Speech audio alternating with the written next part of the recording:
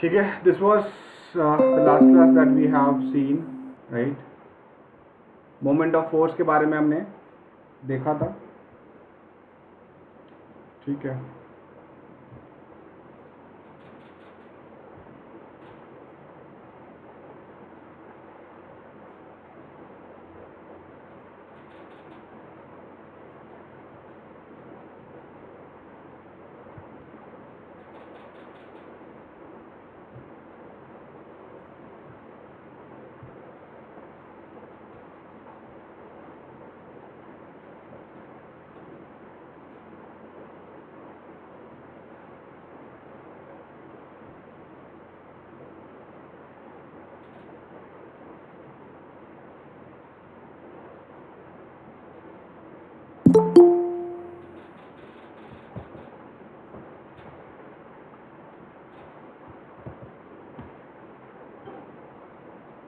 Okay, so I think this is visible to you, right?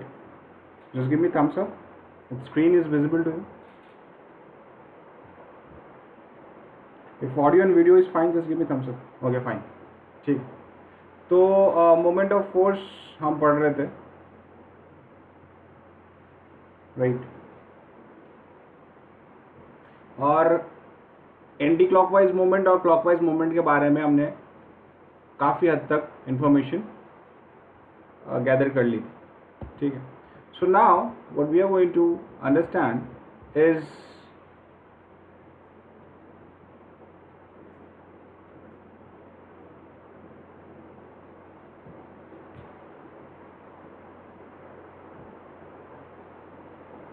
The unit of moment of force. I think बहुत अच्छी तरीके से पता भी होगा आपको। Moment of force is simply force into perpendicular distance, right? This is what we have learned, right? Moment of force को torque भी कहा जाता है, ये आपको पता होना चाहिए। मोमेंट ऑफ फोर्स को टॉर्क भी कहा जाता है, राइट?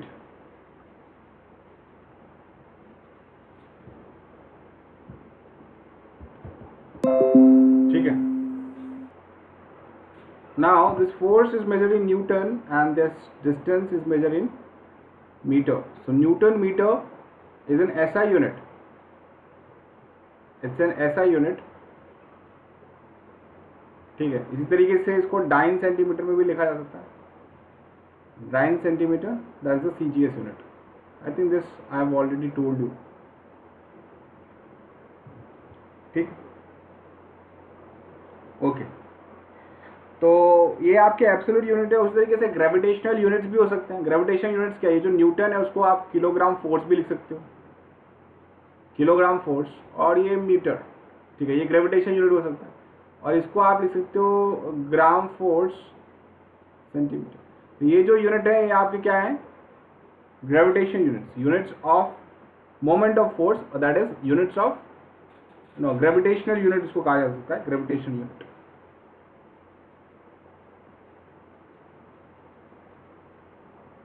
ग्रेविटेशनल यूनिट, ठीक है, ओके।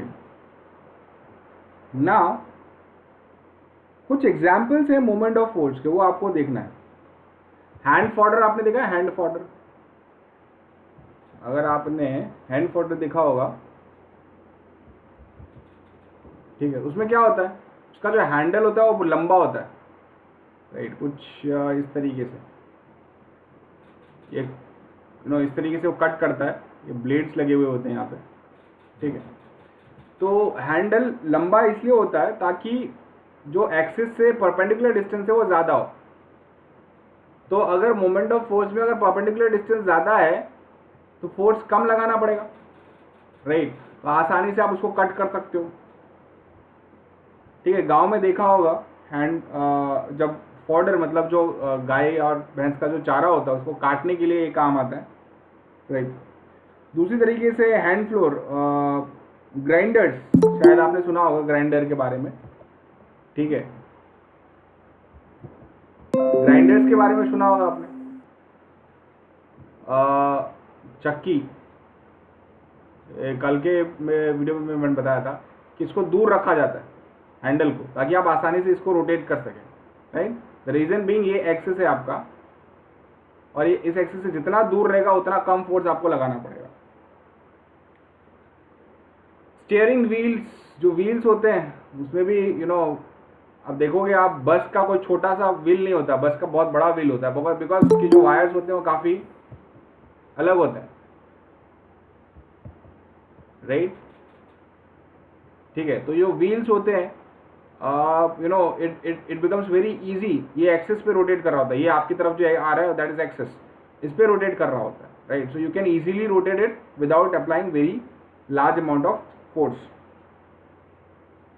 आप लोगों ने स्पैनर देखा होगा, स्पैनर जो नट खोलने के काम या टाइट करने के काम में आता है। तो स्पैनर बहुत बड़े बड़े भी होते हैं, जो बहुत बड़ा बड़ा नट खोला जाता है वैसे भी होते हैं। तो इसमें यह स्पैनर का जितना ज़्यादा लेंथ होगा, ठीक है, उतनी आसानी से कुछ देखो इस तरीके से दिखता है, टेक्स्ट बुक में देखा होगा आप लोगों ने, ठीक है। तो ये कुछ इस तरीके से, फिर वो एक अलग टाइप का एक स्पैनर होता है, ठीक है। You can just tight and untight the nut, ठीक है। तो जितना ज़्यादा लंबा लेंथ होगा उतना आसानी से इसको रोटेट किया जा सकता है। Then bicycle is also an example. Bicycle, ठीक है, when you pedal it what happens, जितना दोनों का लेंथ होगा, ये जितना बड़ा होगा ये, उतना आसानी से आप इसको पेडल कर सकते हो, right. Then these are the examples, right. आप एक बार इसको रीड करोगे आपको आसानी से चीज़ें समझ में आ जाएगी, कोई बहुत बड़ा इसमें दिक्कत वाली बात नहीं होगी। अब जो हम पढ़ने वाले हैं दैट इज कपल।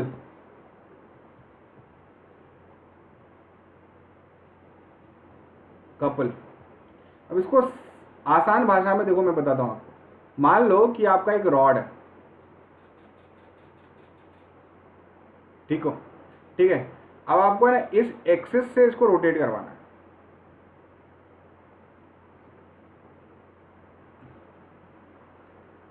ठीक है। अच्छा, आपने एक फोर्स इस डायरेक्शन में लगाया और एक फोर्स इस डायरेक्शन में लगाया। पहला सवाल ये मिडल पॉइंट है, मान लो कि ये r/2 है और ये r/2 है।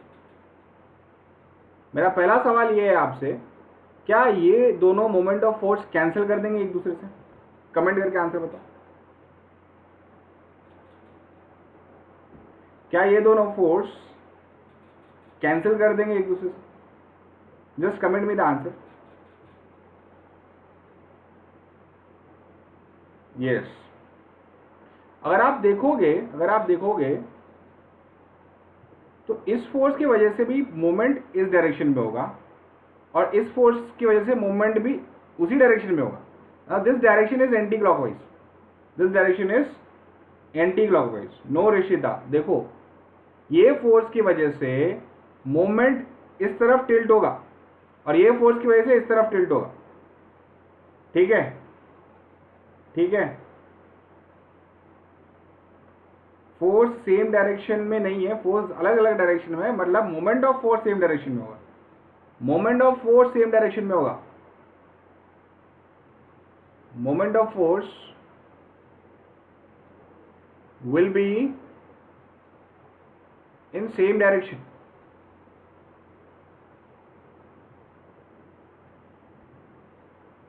बात समझ में आ रहा है? मोमेंट ऑफ फोर्स आपका सेम डायरेक्शन में होगा, ठीक है। अब देखो, अब मेरी बात सुनो, तो टोटल मोमेंट ऑफ फोर्स अगर आप देखोगे यहां पे,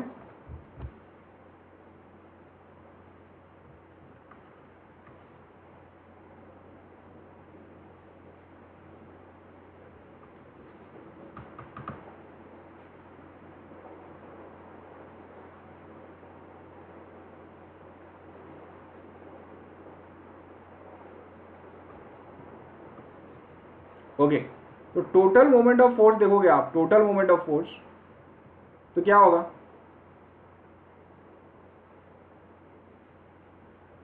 total moment of force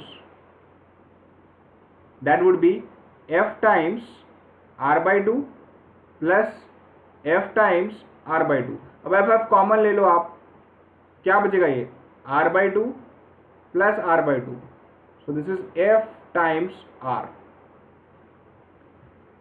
couple क्या होता है, टू इक्वल, देखो मैग्नीट्यूड में इक्वल है, two equal but opposite forces, two equal but opposite forces अगर एक्ट कर रहे होते हैं उसको कपल कहा जाता है, उसको कपल कहा जाता है।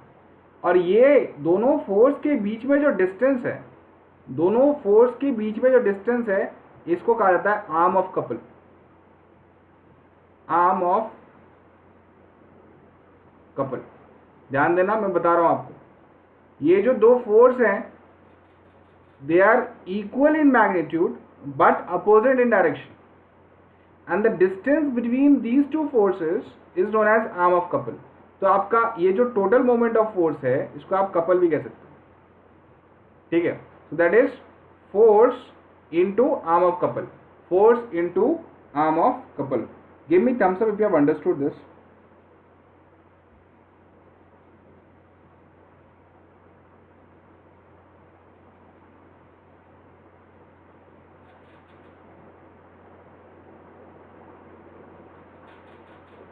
So this is known as moment of couple। तो ये आपका force, this is known as moment of couple.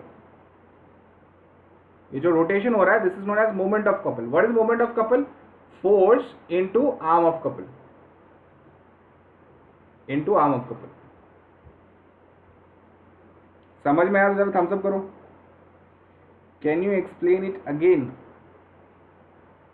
C what I said that I have two forces, they are equal in magnitude but opposite in direction, opposite in direction, and let's say this is rotating at a from midpoint, this is rotating from midpoint, ठीक है।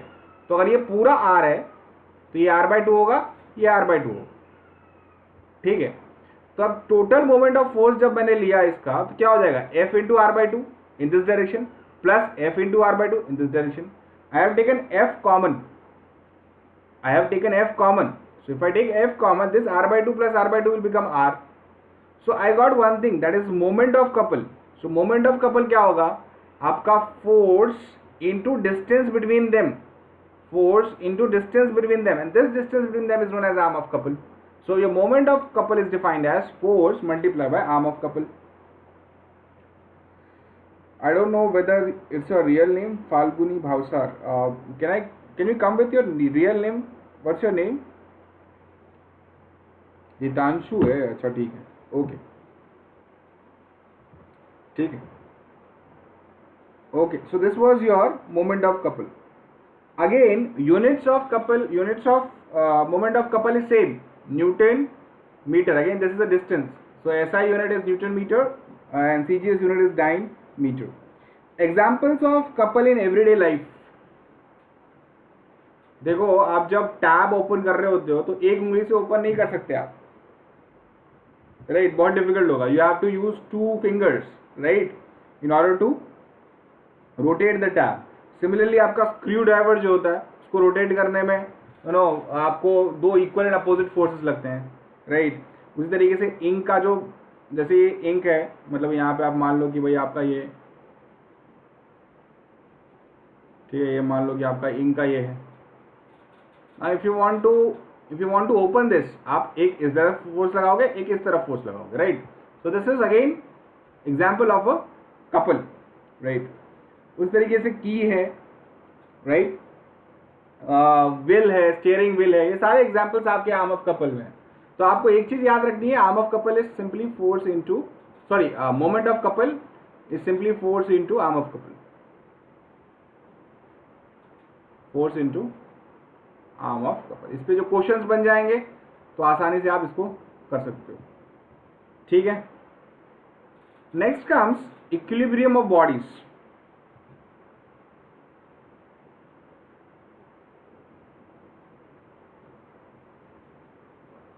Equilibrium of bodies.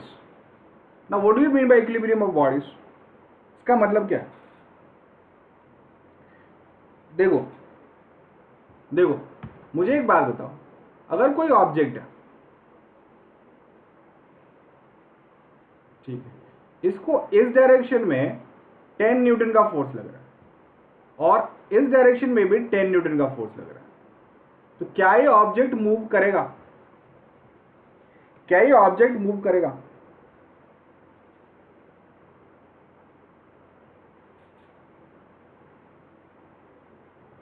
ये object move नहीं करेगा, ये object move नहीं करेगा। ये rest में है तो रेस्ट में ही रहेगा। इस तरीके की बॉडी को इक्विलिब्रियम बोलते हैं, इक्विलिब्रियम बॉडीज। ठीक है, अच्छा, अगर कोई ऑब्जेक्ट यूनिफॉर्म मोशन का मतलब पता होना चाहिए आपको। यूनिफॉर्म मोशन का मतलब पता होना चाहिए आपको।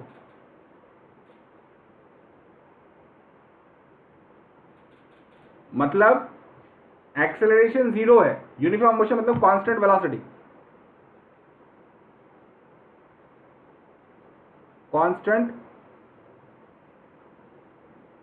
वेलोसिटी है। ठीक है, कांस्टेंट वेलोसिटी है। तो क्या होगा उस केस में?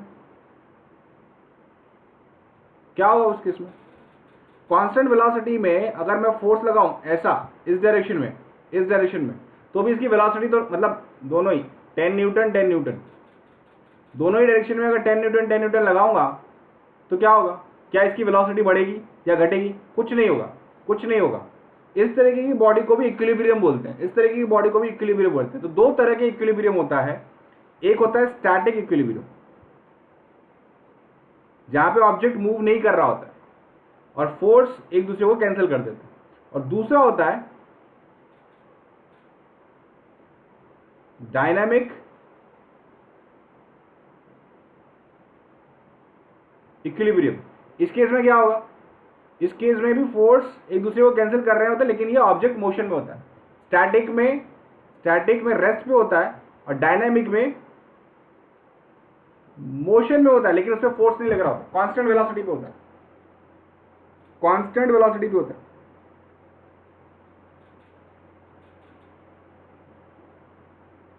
Give me thumbs up if you have understood.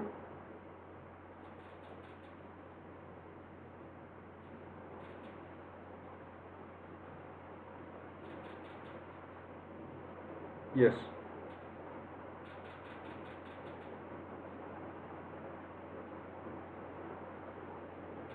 ठीक है, अब देखो कुछ कंडीशंस हैं इक्विलिब्रियम के, कुछ कंडीशंस है आपको पता होना चाहिए। कुछ कंडीशन है। सो कंडीशंस ऑफ इक्विलिब्रियम।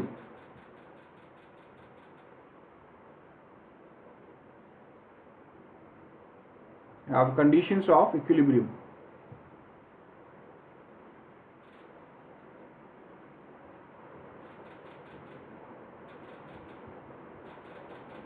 क्या क्या है देखो जरा।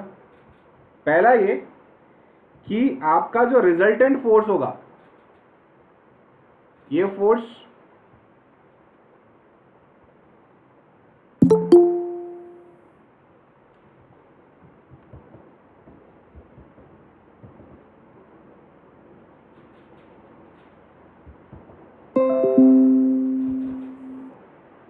ठीक है, ये force,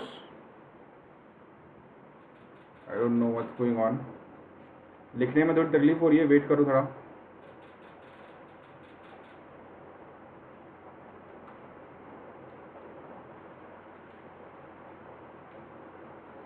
okay, so let's say कि this is F1 and this is F2। ठीक है, तो ये कहते हैं कि मैं क्या करता हूँ, पॉजिटिव इस डायरेक्शन में पॉजिटिव F1 होगा और इस डायरेक्शन में नेगेटिव F1 होगा। मतलब दोनों को ऐड करूंगा, यानी F1 minus F2 should be equal to 0। ये कहना है इनका कहना है कि sum of all the resultant of all the translational force acting on the body should be 0। मतलब sum of all the forces acting on the body should be 0। Sum of all the forces acting on a body should be 0.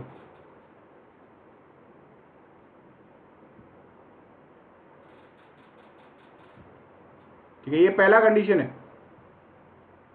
देखो zero का मतलब क्या होता है, ये मैंने कहा कि भाई ये डायरेक्शन, मान लो कि ये मेरा ओरिजिन है, ये डायरेक्शन में मैंने पॉजिटिव 10 न्यूटन लगा दिया और ये डायरेक्शन में नेगेटिव 10 न्यूटन लगा दिया।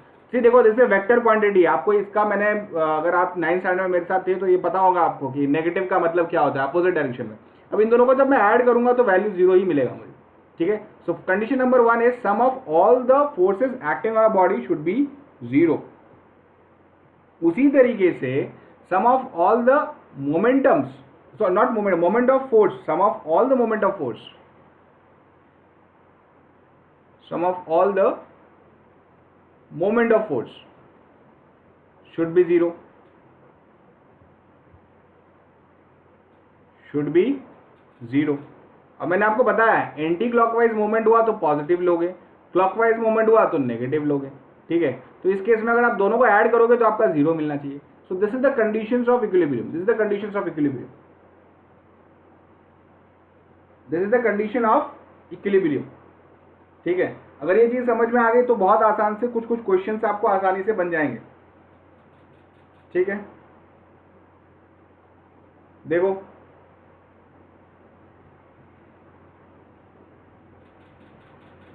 Now comes principal of moments, principal of moments, listen, principal of moments.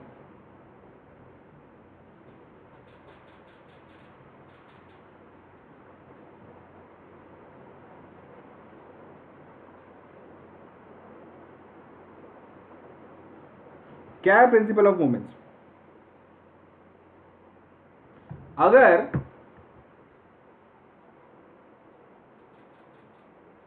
कोई ऑब्जेक्ट है, मान लो कि ये फल्क्रम है उसका, दिस इज द फल्क्रम, इसमें रोटेट करेगा, और अगर ये ऑब्जेक्ट इक्विलिब्रियम में है,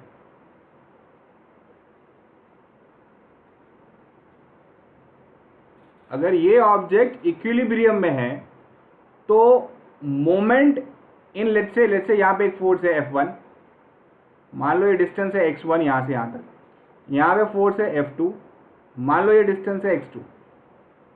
तो ये क्या कहते हैं, अगर ये इक्विलिब्रियम में है तो moment in anti clockwise should be equal to moment in clockwise, right right. क्या होगा, मतलब मोमेंट इन क्लॉकवाइज क्या होगा, देखो मोमेंट इन एंटी क्लॉकवाइज क्या होगा इस केस में, देखो let me change the colour, moment in anti clockwise क्या होगा यहां पे, देखो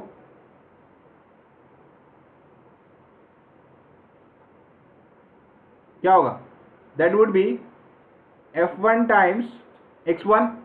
ठीक है, मोमेंट इन क्लॉकवाइज क्या होगा,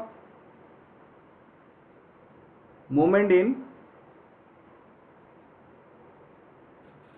clockwise that would be F2 times x2, F2 times x2, right right.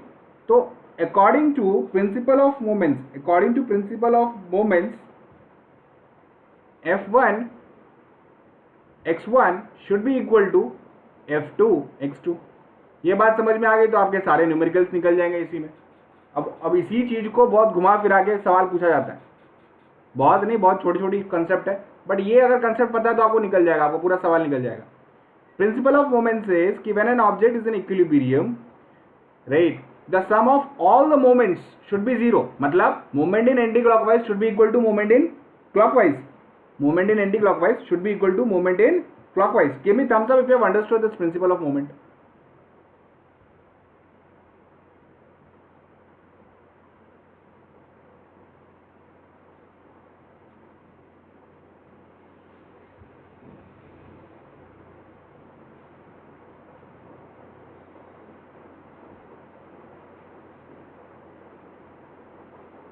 ठीक है,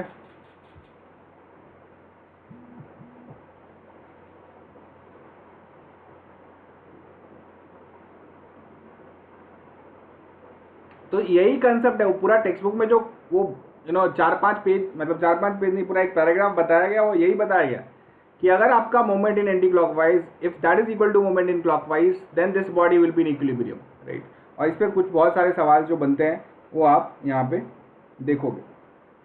ठीक है,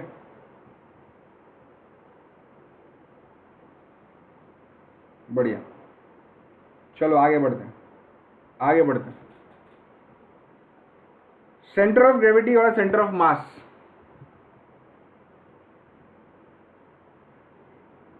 सेंटर ऑफ ग्रेविटी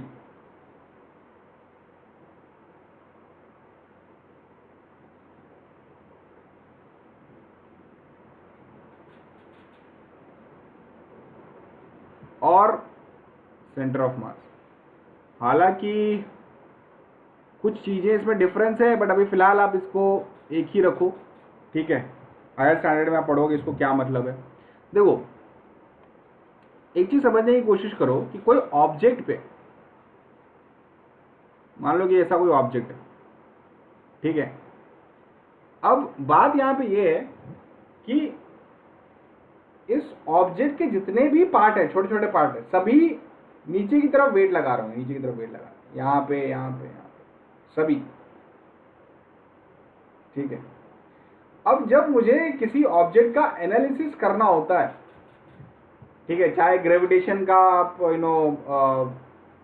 टॉपिक ले लो, चाहे आप मोशन का टॉपिक ले लो, तो वहां पे मैं सभी ऑब्जेक्ट के बारे में एनालिसिस नहीं कर सकता। मैं क्या करूंगा, मैं एक ऐसा पॉइंट लूंगा जो कि सेंटर हो, मतलब ऐसा पॉइंट लूंगा जैसे कि सब ये पूरा का पूरा, ऐसा मानूंगा कि पूरा का पूरा जो ऑब्जेक्ट है वो एक पर्टिकुलर पॉइंट पे आ जाए, एक पर्टिकुलर पॉइंट पे आ जाए, और मैं इस पॉइंट को सेंटर ऑफ ग्रेविटी कहूंगा, इस पॉइंट को सेंटर ऑफ ग्रेविटी कहूंगा।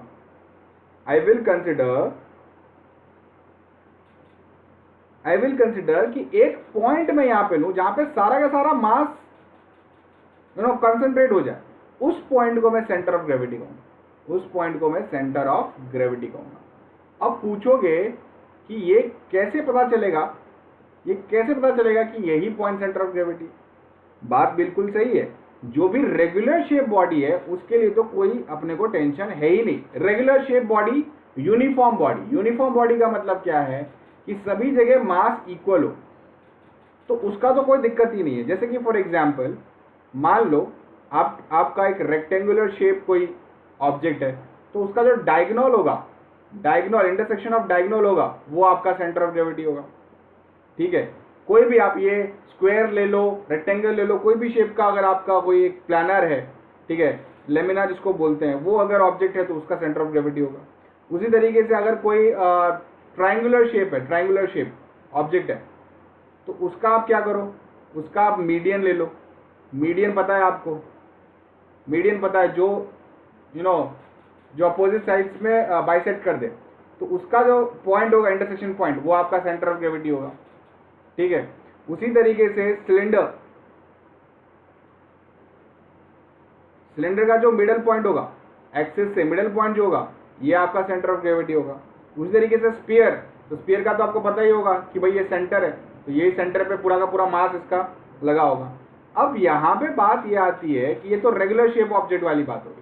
अब अगर इररेगुलर शेप ऑब्जेक्ट्स है, अगर इररेगुलर शेप ऑब्जेक्ट्स है, तो उसका सेंटर ऑफ ग्रेविटी कैसे फाइंड करें। तो उसका सेंटर ऑफ ग्रेविटी हम अप्रोक्सीमेट करते हैं। कैसे करते हैं, देखो मान लो ये आपका इररेगुलर शेप ऑब्जेक्ट है, ठीक है, इररेगुलर शेप ऑब्जेक्ट है, ये स्फीयर जैसा दिख रहा है, इसको तो अप्रोक्सीमेट करके स्फीयर भी कहा जा सकता है, लेकिन मान लो कि ये इररेगुलर शेप ऑब्जेक्ट है। अब क्या करोगे, आप इसके पेरिफेरी में कुछ होल्स कर दोगे,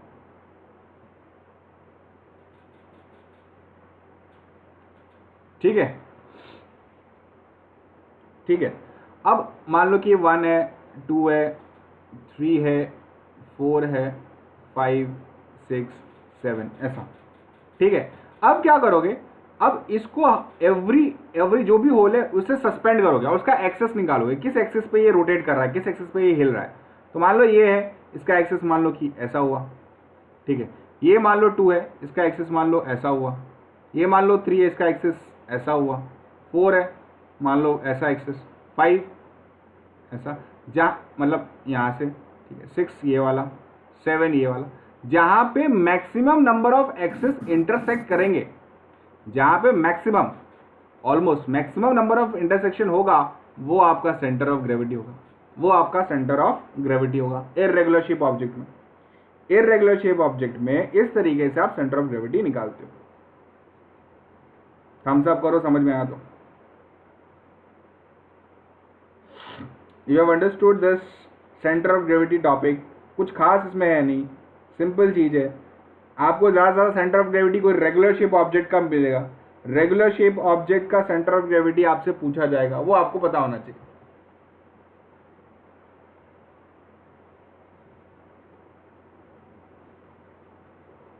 बढ़िया।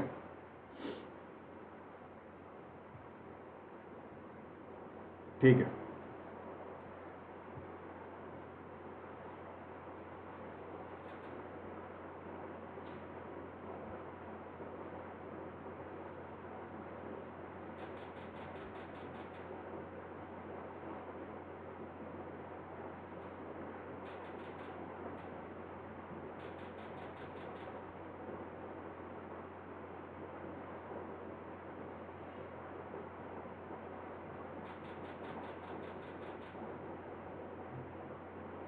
okay, now comes uniform circular motion. Uniform circular motion.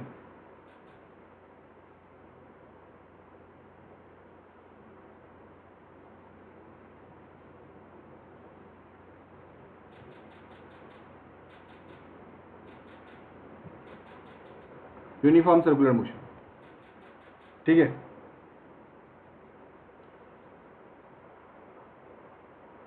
अब देखो, सर्कुलर मोशन सभी को पता है क्या होता है। एक पर्टिकुलर पॉइंट के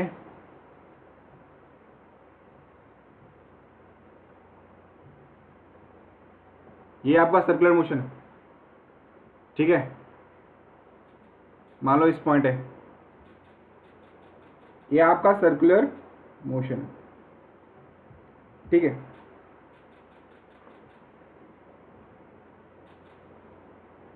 अब यहां पे क्या बात हो रही है मुझे बताओ, मुझे एक बात बताओ।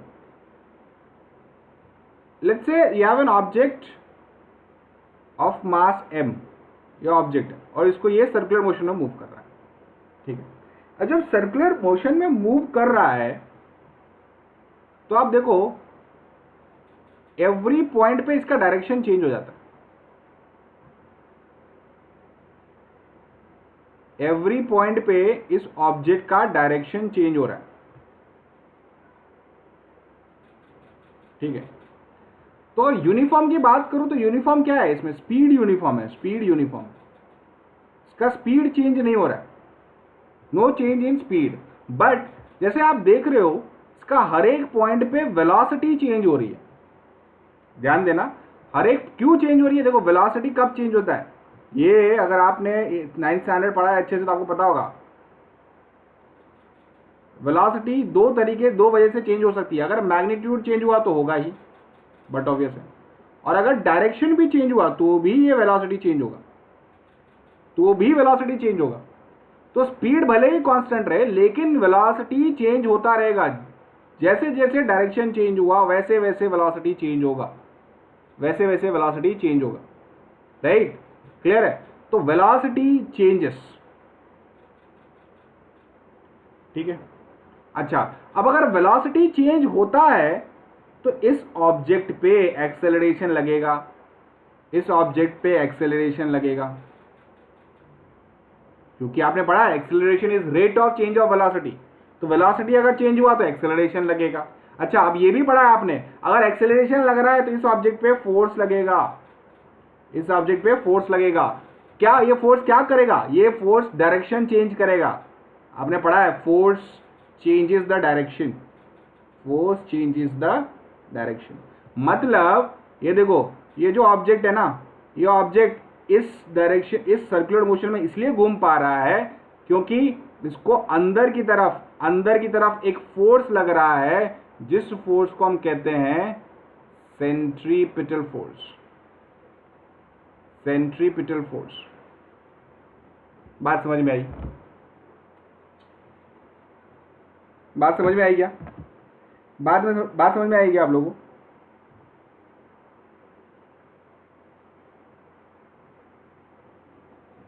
ठीक है, बहुत सिंपल है, कुछ प्रॉब्लम नहीं है, कुछ प्रॉब्लम नहीं है। मैंने कहा यूनिफॉर्म सर्कुलर मोशन, यूनिफॉर्म मतलब क्या, सर्कुलर मोशन क्या, एक पर्टिकुलर पॉइंट के एक फिक्स रेडियस पे ये मूव करना, right, that's a circular motion.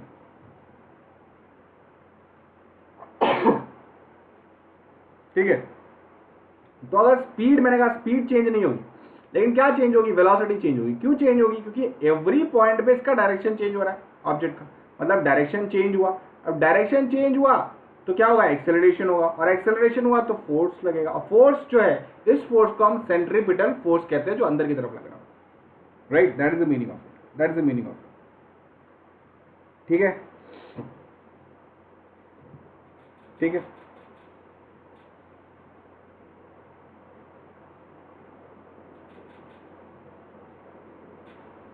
अच्छा, ये जो सेंट्रीपिटल फोर्स है, इसका फॉर्मूला मैं आपको बता देता हूं। डेरिवेशन हायर स्टैंडर्ड में पढ़ना, मतलब 10th 11th स्टैंडर्ड में पढ़ना, mv²/r, ये याद रख लेना आप, सेंट्रीपिटल फोर्स mv²/r। ठीक है, इसका डेरिवेशन आप हायर स्टैंडर्ड में पढ़ना, अभी ये स्कोप से बाहर, स्कोप के बाहर से, मतलब इसको अभी एक्सप्लेन करने का कोई मतलब नहीं है, because it's not there in the syllabus and still you will not understand it until unless you know the vectors। ठीक है, तो F is equal to mv²/r, where m is mass, here m is mass, v is velocity and r is radius, r is radius। ठीक है, ठीक है, तो ये आपका सेंट्रीपिटल फोर्स है। ठीक है, देखो एक चीज समझो, जैसे कि सन एंड अर्थ, देखो अर्थ रोटेट कर रहा है, अर्थ रिवॉल्व कर रहा है सन के अराउंड, क्यों क्यों कर रहा है, बिकॉज एक फोर्स लग रहा है, centripetal force, which is same as your gravitational force. ठीक है, तो इसीलिए वो रिवॉल्व कर रहा है। उसी तरीके से आपका न्यूक्लियस एंड इलेक्ट्रॉन, ठीक है, यही कंसेप्ट पे काम होता है, यही कंसेप्ट पे होता है। ठीक है, ठीक है, अच्छा, आपने Newton third law of motion अगर पढ़ा है तो आपको पता होगा कि to an every action there is equal and opposite reaction, to an every action there is equal and opposite reaction. तो इस स्टोन पे भी एक इस डायरेक्शन में फोर्स लग रहा होगा। अब इसको सूडो फोर्स कहते हैं, सूडो फोर्स, जिसको फॉल्स फोर्स भी कहा जाता है। तो आगे चल के इसको पढ़ोगे आप, सूडो फोर्स क्यों कहा जाता है, लेकिन ये याद रखना कि इसको इस डायरेक्शन में भी एक फोर्स लग रहा होगा, इस डायरेक्शन में भी एक फोर्स लग रहा होगा। ठीक है, ठीक है, सूडो फोर्स मतलब फोर्स लग नहीं रहा होता है, मतलब आपको दिख रहा, आपको एक फ्रेम ऑफ रेफरेंस में अगर आप जाओगे तो आपको इस डायरेक्शन में एक सूडो फोर्स दिखाना पड़ेगा in order to validate Newton's laws of motion, in order to validate Newton's laws of motion, आपको उसके अपोजिट डायरेक्शन में एक फोर्स दिखाना पड़ेगा, जिसको हम कहते हैं सेंट्रीफ्यूगल फोर्स। अभी फिलहाल इतनी तरीके से याद रखो, सेंट्रीफ्यूगल फोर्स। ठीक है, तो जो अंदर की तरफ लग रहा है उसको सेंट्रीपिटल कहते हैं, और जो स्टोन बाहर की तरफ जो लग रहा है उसको सेंट्रीफ्यूगल फोर्स कहते हैं। इतना याद रख लो, इतना काफी है फिलहाल। ठीक है, इसमें कोई दिक्कत वाली बात आपको नहीं आएगी। ठीक है, जैसे कि आप एक स्टोन ले लो और उसको रस्सी से घुमाओ, तो जैसे घुमाओगे आप, ठीक है, तो आप पे फोर्स लगी रहेगा। जैसे ही आप छोड़ोगे तो स्टोन अपने एक पर्टिकुलर डायरेक्शन में मूव कर जाएगा, राइट। क्यों, because that is due to centrifugal force.